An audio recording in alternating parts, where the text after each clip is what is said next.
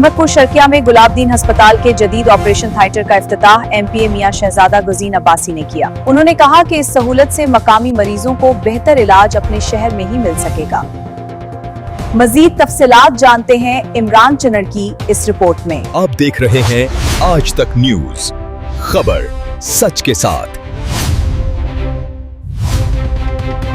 अहमदपुर शर्किया में गुलाबदीन हॉस्पिटल के जदीद ऑपरेशन थिएटर का इफ्तिताह रुकने सूबाई असम्बली मियां शहजाद गजीन अब्बासी ने कर दिया। उनका कहना था कि इस सहूलत से इलाके के मरीजों को बेहतर इलाज मकामी सतह पर मुयस्सर आएगा।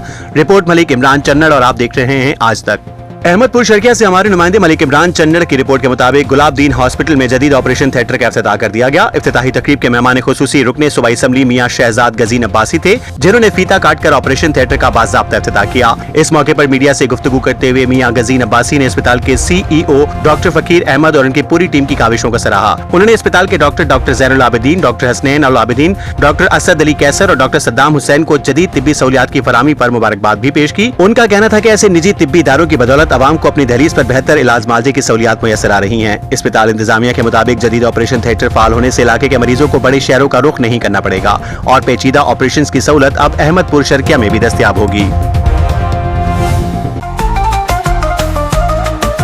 आज तक न्यूज, खबर सच के साथ।